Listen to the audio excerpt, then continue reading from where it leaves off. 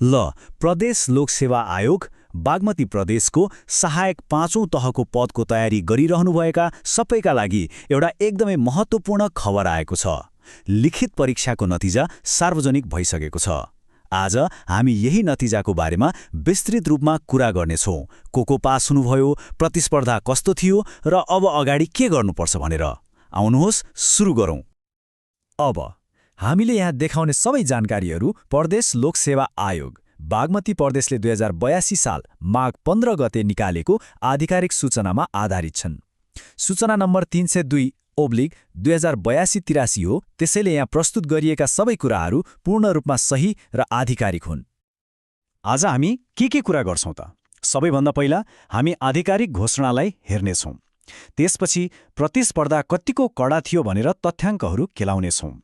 अनि सबैभन्दा महत्त्वपूर्ण कुरा, पास हुने उम्मेद्वारहरूको सूची हेर्नेछौँ। र अन्त्यमा अब छनौट भएकाहरूले के कस्ता प्रक्रियाहरू पूरा गर्नुपर्छ भन्ने जानकारी लिनेछौँ। ल सुरु गरौँ हाम्रो पहिलो खण्डबाट, सूचना प्रकाशन। यो नतिजा प्रशासन सेवा अन्तर्गतको लेखा र आन्तरिक लेखा परीक्षण समूह मतलब सहायक 5औं तह वा सो सरहको पदको लागि हो। सबैभन्दा ठूलो खबर त यही हो। गत 2082 सालको भदौ 6 र 8 गते जुन लिखित परीक्षा भएको थियो त्यसको नतिजा अन्ततः आएको छ। परीक्षा दिएर बस्नुभएका सबैका लागि यो साँच्चै नै एउटा ठूलो क्षण हो। अब अलिकति तथ्याङ्कतिर लागौँ है त। यी अङ्कहरूले नै देखाउँछन् कि यो परीक्षा कति प्रतिस्पर्धात्मक थियो। सुरुमा हेरौँ जम्मा कति पदका लागि विज्ञापन खुलेको थियो। प्रदेश निजामती सेवा ऐन अनुसार समायोजन गरिसकेपछि खुलातर्फ 43, महिलातर्फ 9, आदिवासी जनजातिका लागि 8, दलितका लागि 2, मधेसीका लागि 1 र अपाङ्गतातर्फ 1 गरेर जम्मा 64 वटा पदहरू थिए। अब यो अङ्क हेर्नुहोस् त, जम्मा 64 पदका लागि लिखित परीक्षामा सहभागी हुनेहरूको सङ्ख्या थियो 779 जना। यसको मतलब लगभग हरेक एक पदका लागि 12 जनाभन्दा बढीले प्रतिस्पर्धा गरेका थिए। भनेपछि प्रतिस्पर्धा कति कडा थियो यहाँबाटै थाहा हुन्छ।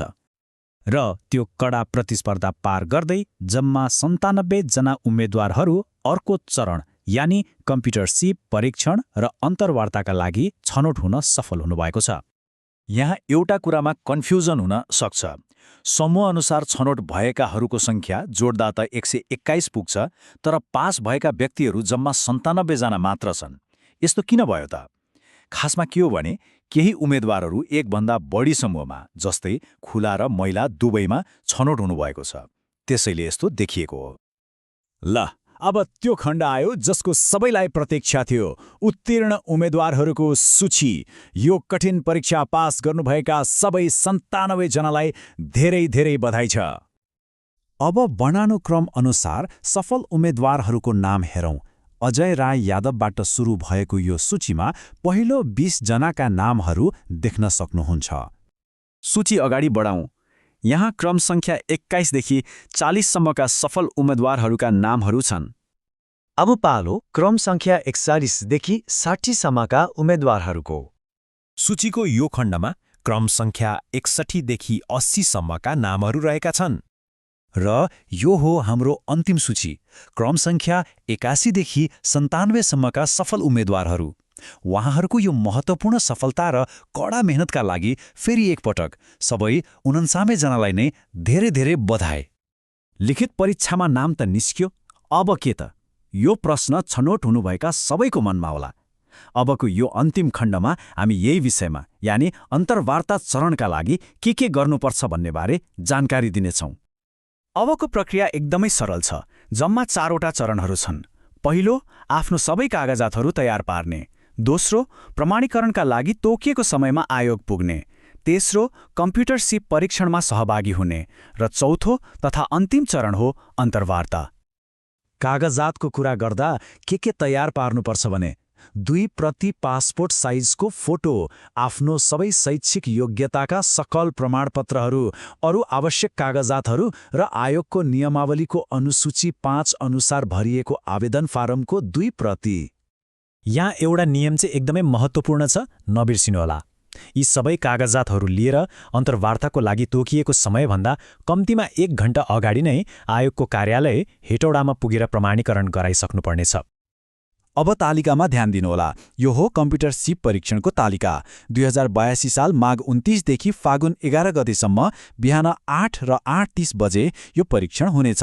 आफ्नो क्रम संख्या अनुसार कुन दिन र कति बजे पालो पर्छ राम्रोसँग हेर्नुहोला है। त्यसैगरी यो हो अन्तर्वार्ताको तालिका। यो पनि माघ 29 देखि फागुन 11 सम्म नै चल्नेछ। समयहरू चाहिँ बिहान 10 बजे, दिउँसो 12:30 बजे र 3 बजे गरेर 3वटा छन्। यसमा पनि आफ्नो क्रम संख्याको लागि सही मिति र समय कुन हो राम्रोसँग हेर्नुहोला। सूचनाको अन्त्यमा एउटा जरुरी जानकारी पनि छ। रोल नम्बर 18762 का एकजना परीक्षार्थीले नियम विपरीत उत्तर पुस्तिकामा आफ्नो रोल नम्बर लेख्नुभएकाले उहाँको परीक्षा रद्द गरिएको छ। यसले के देखाउँछ भने परीक्षाको सानोभन्दा सानो नियम पनि कति महत्त्वपूर्ण हुन्छ। र अन्त्यमा छनौट भएका सबै उम्मेद्वारहरू अब आफ्नो सपनाको जागिरबाट केही कदम मात्रै टाढा हुनुहुन्छ। अबको अन्तिम चरणहरू कम्प्युटर परीक्षण र अन्तर्वार्ता। यसका लागि राम्रोसँग तयारी गर्नु नै सफलताको अन्तिम खुट्किलो हो। सबैलाई धेरै धेरै शुभकामना।